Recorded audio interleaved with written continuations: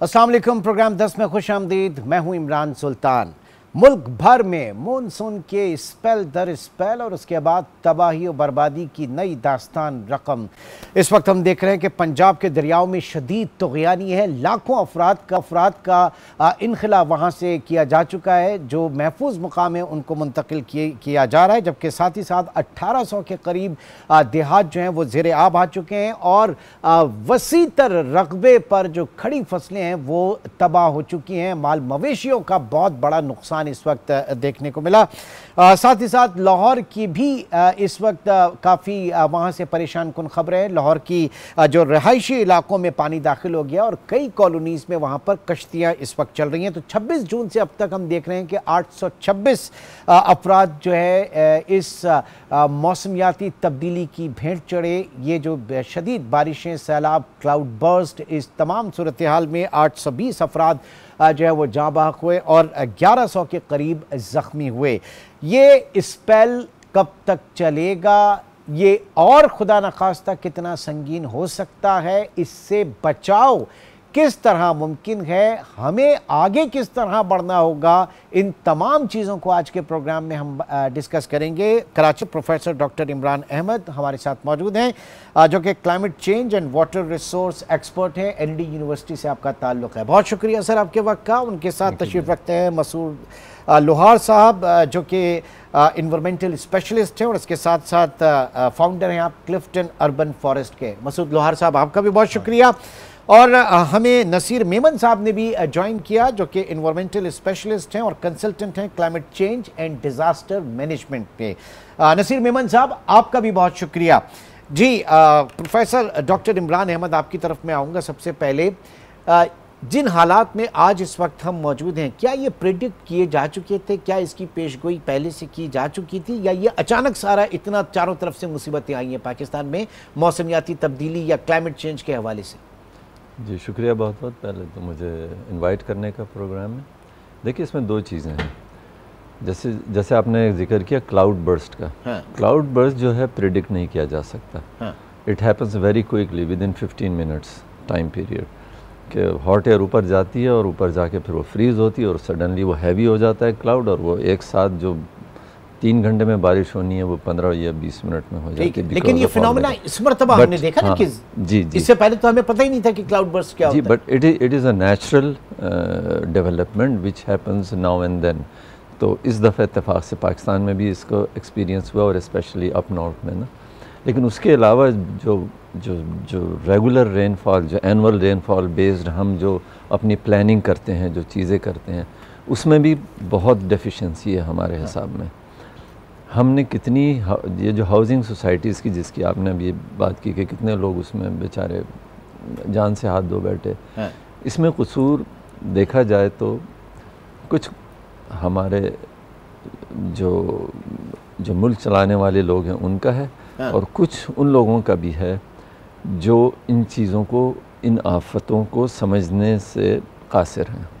For example, चाहे रावी हो या लियारी रिवर हो या गुजर नाला हो, यहाँ हर जगह इंक्रोचमेंट है। बिल्कुल ना, कहीं लीगल कहीं इलीगल।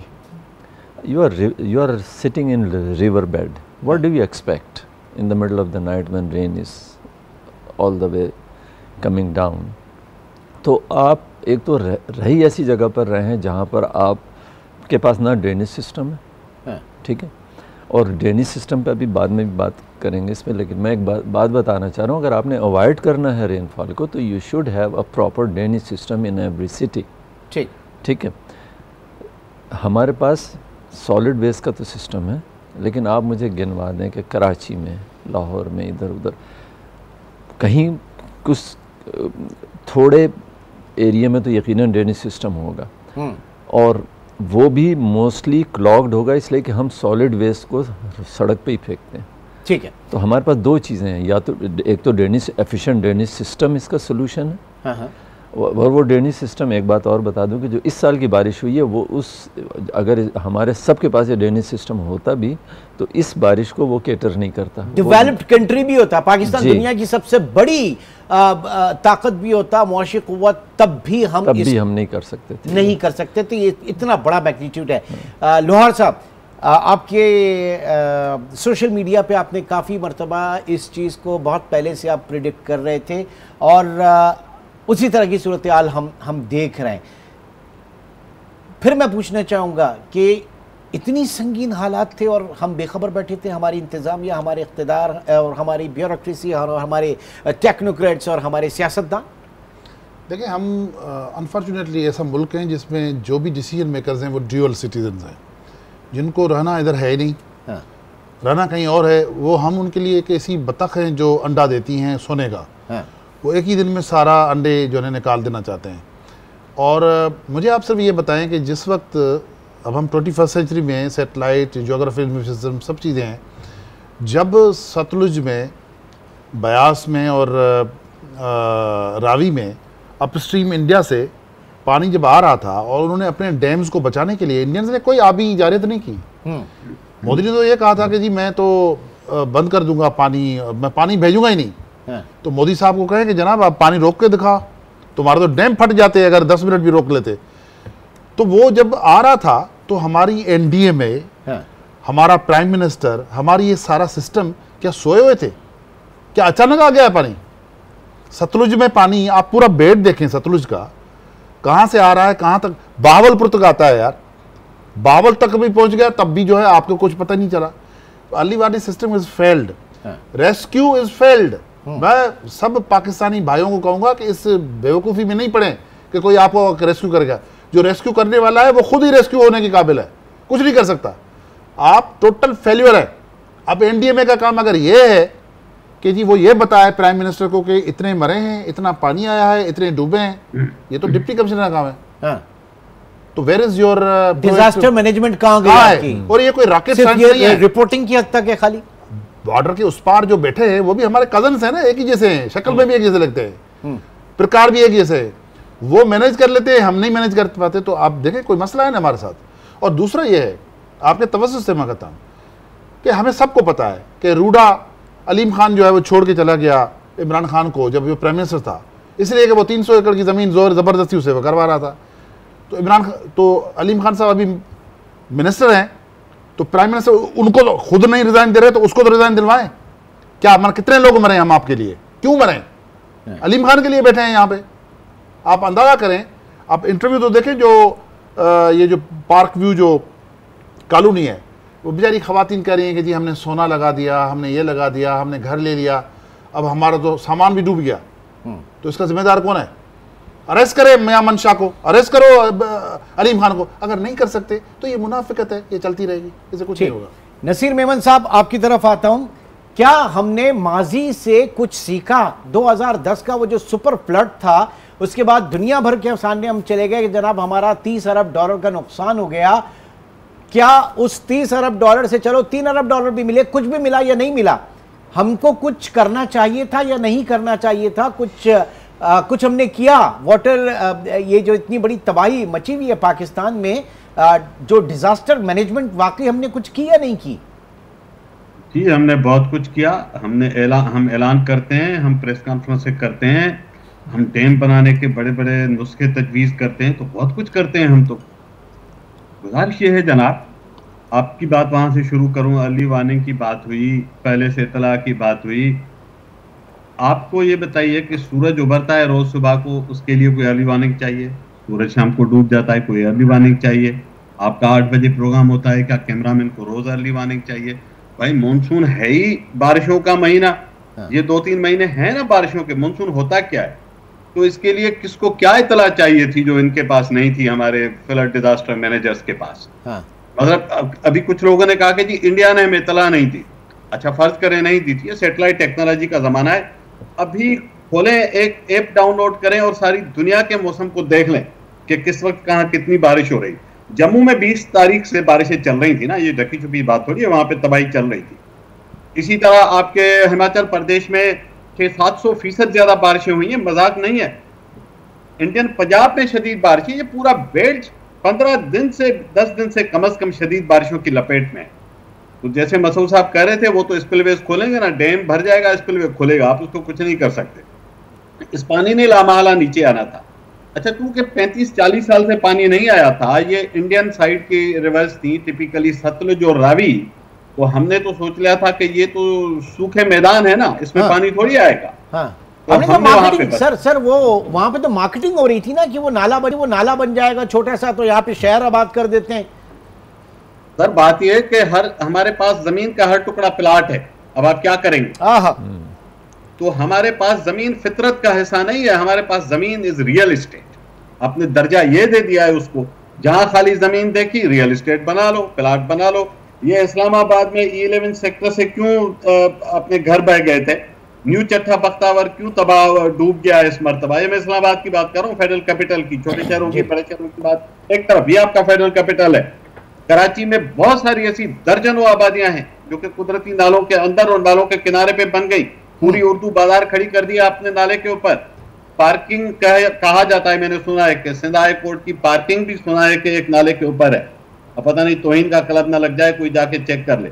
गुजारिश है कि आपने दरियाओं के रास्ते बंद किए हैं। चनाब का जो फ्लो का डिजाइन डिस्चार्ज है पहले बैरेज का, वो 11 लाख क्यूसिक का है, तो 10-10 लाख क्यूसिक नीचे उतरा था।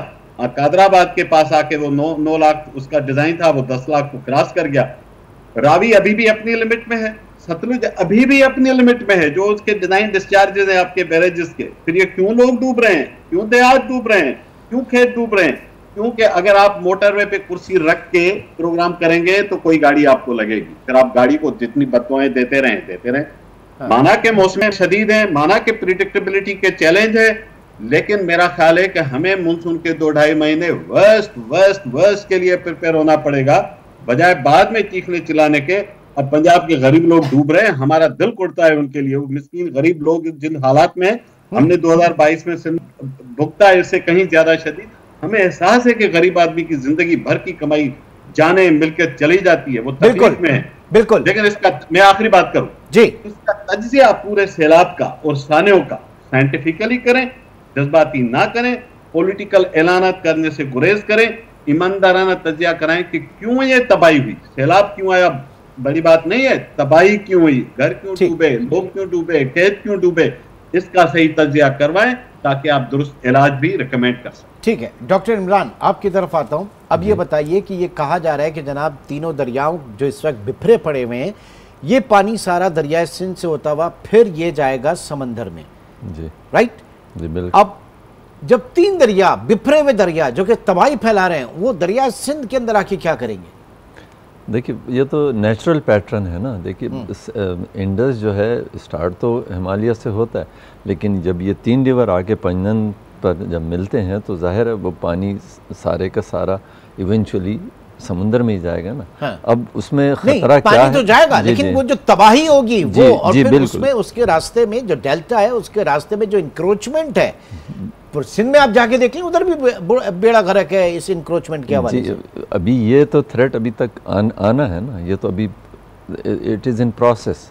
जब ये पानी सारा सिंध में पहुंचेगा तो उस वक्त सिंध की क्या सिचुएशन है, उस वक्त सिंध में बारिश होगी या नहीं होगी ये भी नहीं पता, लेकिन इस फ्लो को कहीं ना कहीं पर हमको केटर तो करना है ना। नहीं, लेकिन मैं देख रहा था कल सिंध के जो मिनिस्टर्स हैं वो कह रहे थे कि बारिश से निमटने के लिए हम तैयार हैं, हमारी तैयारी जी है। बिल्कुल। अगर ये रिवर से ओवरफ्लो नहीं होता फिर तो कुछ भी नहीं है। लेकिन जो अमाउंट है, ये एनालिसिस हम इस वक्त भी कर सकते हैं। ये साइंटिफिक एनालिसिस करना कोई मुश्किल काम नहीं है कि इन 3 रिवर्स का फ्लो लेकर हम चेक कर लें कि और इसको हम हाइड्रोलिक मॉडलिंग कहते हैं। और अगर हम ये प्रिडिक्ट करने, जो शुरू में आपने बात कही थी ना कि हमें जब ये पता, हम ये भी, हमारे जैसे लोग जो वाटर में काम करते हैं, हम हाइड्रोलॉजिकल मॉडलिंग करते हैं कि एक्स अमाउंट ऑफ रेन पे कौन कौन सा एरिया ख़राब होगा और वहाँ पे कितना पानी जमा होगा। ये हम, मेरा और मेरे तरह के और जो लोग एक्सपर्ट हैं उनके लिए ये कोई चीज़ मॉडलिंग और इस तरह ये सब करना मुश्किल काम नहीं। हम कोई भी प्रोजेक्ट करते हैं तो हम उसमें भी ये देखते हैं। बात फिर यहाँ पे आके रुक जाती है ना। ये आप मौजूद हैं, आप जैसे और लोग मौजूद हैं, लोगों को वार्न करने के लिए मौजूद हैं, जो कंसल्टेंट एंड डिजास्टर मैनेजमेंट के हवाले से वो लोग मौजूद हैं, तो फिर उनके होने का क्या फ़ायदा, या हुकूमत जो है उनसे फ़ायदा क्यों नहीं उठा रही? ये मैं सवाल रखूँगा अपने पूरे पैनल के सामने। एक छोटे से ब्रेक के बाद दोबारा मिलते हैं। प्रोग्राम में एक बार फिर खुशामदीद कहेंगे। मसूद लोहार साहब बताइएगा, आप मौजूद हैं, आप जैसे और लोग मौजूद हैं, बड़े बेहतरीन दिमाग पाकिस्तान में मौजूद हैं, लेकिन हमारी विल नहीं है। हुकूमत के जहन में है क्या, क्यों नहीं इसके ऊपर काम होता? देखिए, आपकी चॉइस है कि आप क्या डिसीजन लेते हैं या किस तरह के डिसीजन को प्रायोरिटी देते हैं। पॉइंट ये है कि ये कोई दरिया एक दिन की नहीं है। रावी जो है 7000 साल की उसकी हिस्ट्री है लाहौर के साथ। सतलुज का संस्कृत नाम है शद्रु, जिसका मतलब है 100 रास्तों वाली। टेंस ऑफ थाउजेंड ईयर्स जो एक्सपीरियंस था कि भाई ये जो है नदी, एक रास्ता बंद करो दूसरा ले लेगी। 100 रास्ते हैं इसके। रावी को है इरावती, मतलब ये कि ऐसी नदी जो बागात को सैराब करती है और हमेशा it is the most fertile reason जहाँ से रावी निकलती है। फिर बयास पे आ जाए, इसका मतलब है संस्कृत में बेकैद, जिसको आप कैद नहीं कर सकते। फिर चनाब में आ जाएं, चनाब का मतलब है कि चांद का पानी, लेकिन एक्चुअल संस्कृत में इसका मतलब है कि ऐसी नदी जो तारीक पानियों वाली है। ये दरिया जो है ये यूरोप के पैराडाइम में या यूरोपियन या वेस्टर्न माइंड से, आप यूरोप के दरिया जो है हमारे नालों के बराबर है। टेम्स नदी को देखें या दरिया के यूरोप के देखें, उस कॉन्टेक्स्ट में आपको समझ, ये नदियां जो हैं ये सिविलाइजेशंस बनाती हैं, ये अपने कोर्सेज बनाती हैं, ये अपनी रिसर्च खुद करती है। ठीक, अब आप जो देख रहे हैं, ये जो पंजाब का पानी जब आएगा इन तमाम तीनों दरियाओं का, दरिया सिंध से, और ये समंदर बुर्द होगा तो क्या होगा? थोड़ा सा इसमें एक अगर हम कंपेरेटिवली देखें तो फ्लड्स को मैनेज करने का तजर्बा जो है वो सिंध प्रोविंस को ज़्यादा है। हमने ज़्यादा किया है। यहाँ पे इरिगेशन सिस्टम भी ज़रा वास्ट है और इस तरह है।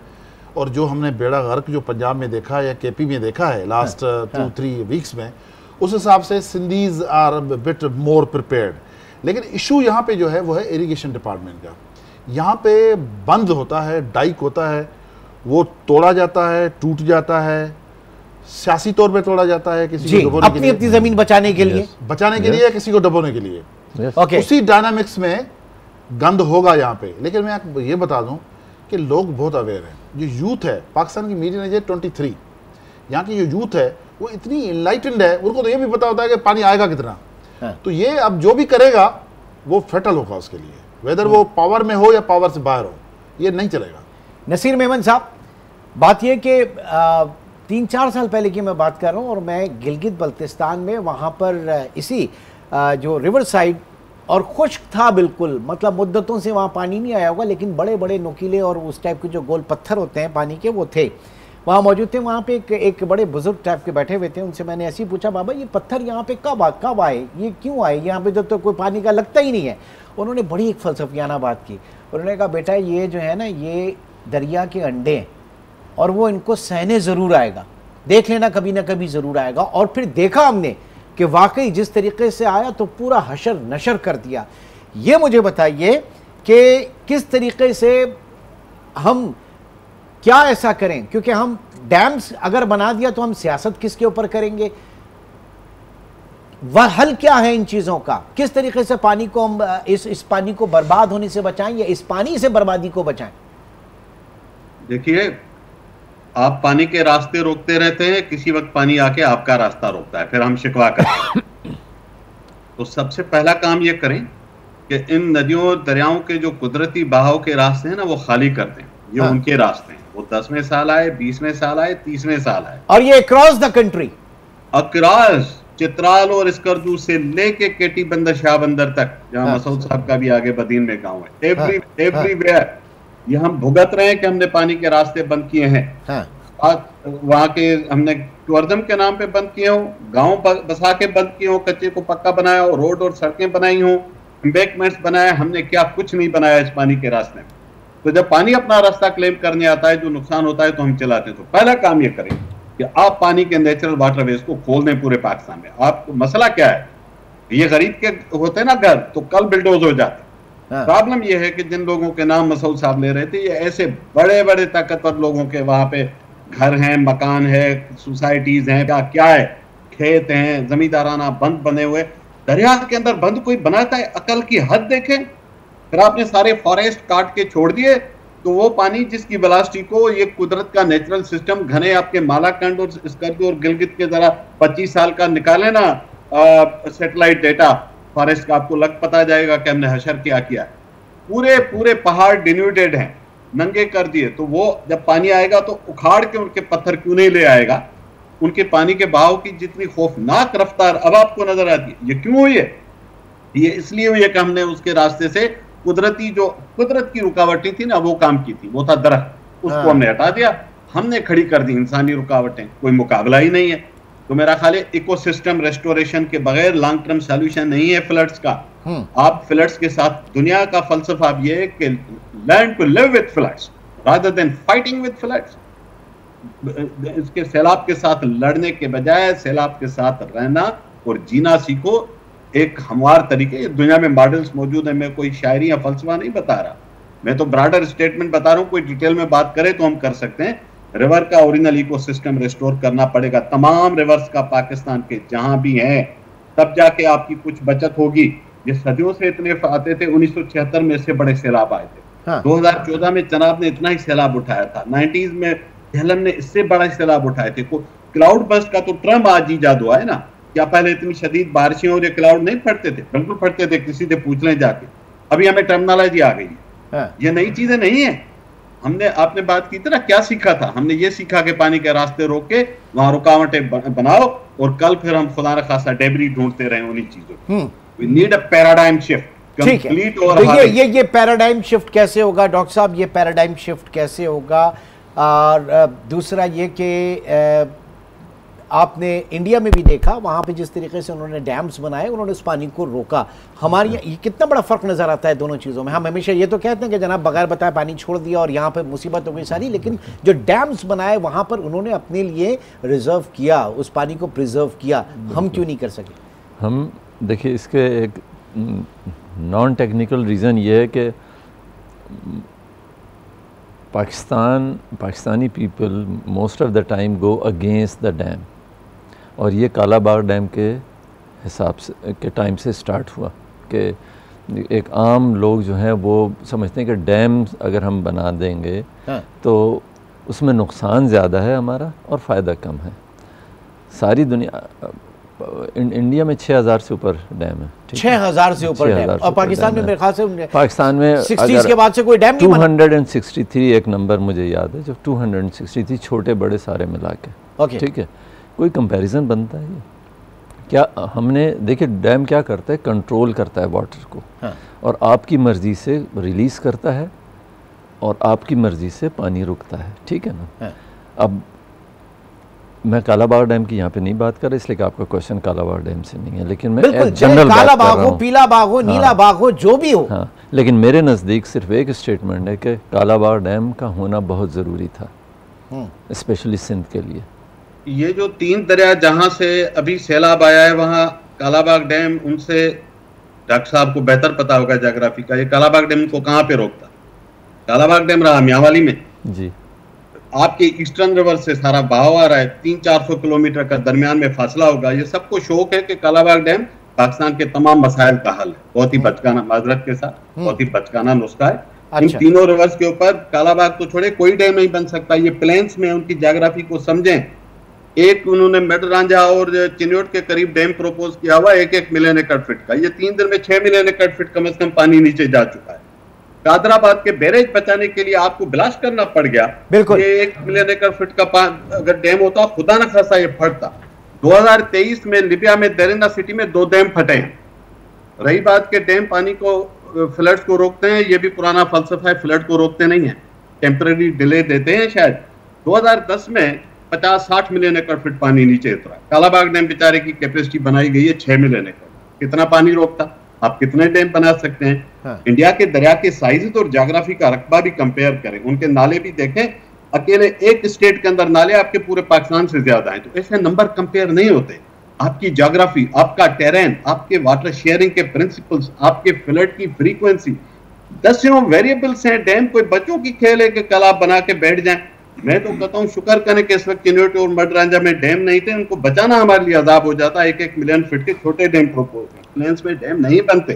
कालाबाग डैम पे डिबेट इतनी हुई है, दर्जनों हजारों डॉक्यूमेंट्स हैं डॉक्टर साहब, और आप जब चाहेंगे हम कर सकते हैं। नहीं तो अदर देन दिस सर, इसके अलावा भी तो बहुत डैम्स दीगर बन सकते थे ना। जरूर है, अगर कालाबाग के ऊपर पॉलिटिक्स है, उसके ऊपर एक कंसेंसस नहीं है, तो इसका मतलब ये थोड़ी कि आप डैम्स ही ना बनाएं।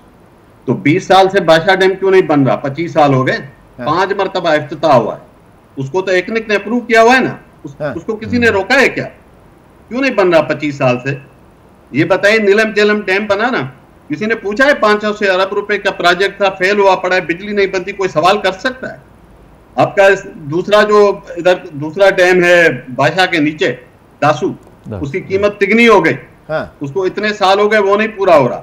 तो डैम कोई 2 किलोमीटर की सड़क थोड़ी है कि ऐसे ही बन जाए। ऐसे बन जाता तो बादशाह आज तक बन चुका होता। मैं कहता हूं जिसपे आपको रुकावट नहीं थी, आप तो वही नहीं बना सके। नए डैमों की बात क्या करते हैं आप? कैपेसिटी है हमारे पास, सलाहियत है, मसाइल हैं। मैं आपसे इस तरफ आऊँगा, लोहार साहब की तरफ आऊँगा, और मुझे बताया गया है कि नसीर मेमन साहब जो हैं उनकी कुछ इंगेजमेंट्स भी हैं। सर बहुत शुक्रिया आपका, थैंक यू वेरी मच, आप प्रोग्राम में शरीक रहे। कराची स्टूडियो में मसूद लोहार साहब भी मौजूद हैं और हमारे साथ प्रोफेसर डॉक्टर इमरान अहमद साहब भी मौजूद हैं। एक छोटे से ब्रेक के बाद दोबारा मिलते हैं।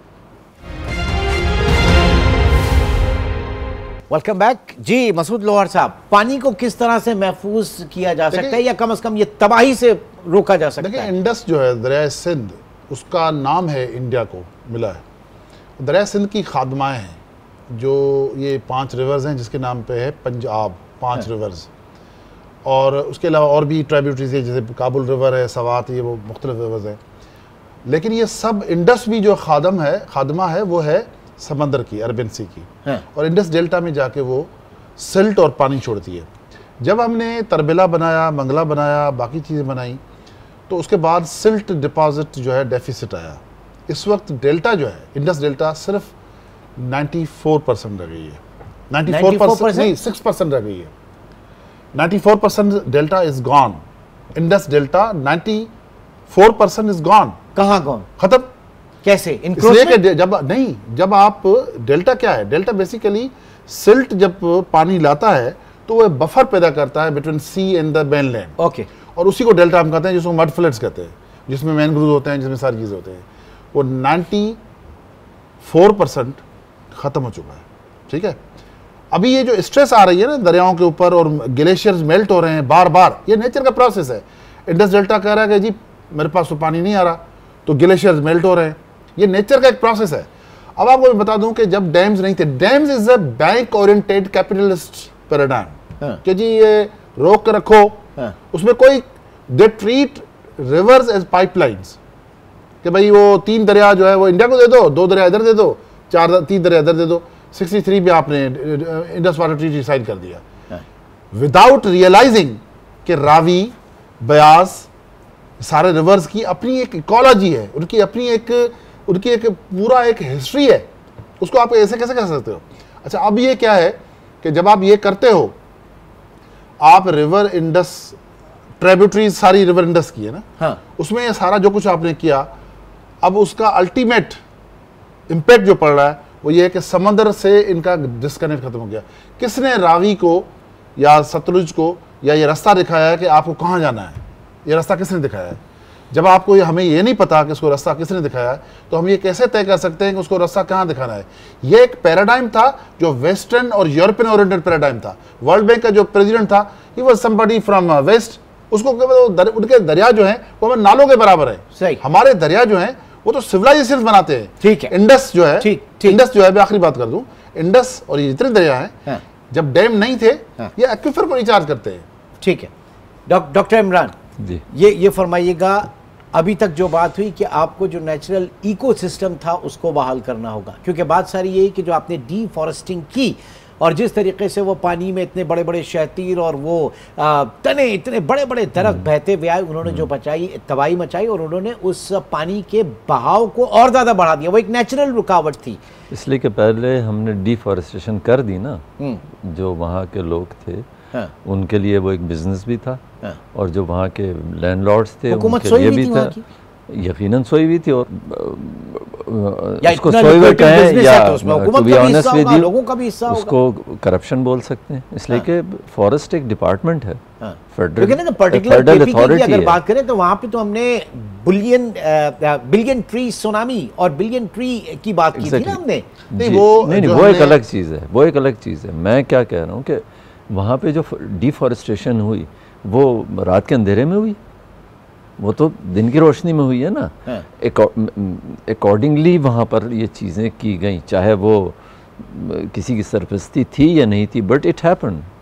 और अब जब वहाँ से जिस तरह से पानी आया, इसलिए कि डिफॉरेस्टेशन के बाद तो पानी तो अर्ज ये है कि बिलियन ट्री या 1 बिलियन ट्री या 10 billion tree tsunami, 10 billion tree तो है नहीं, 1 बिलियन ट्री भी नहीं है, सुनामी आ गई और सुनामी आ गई है।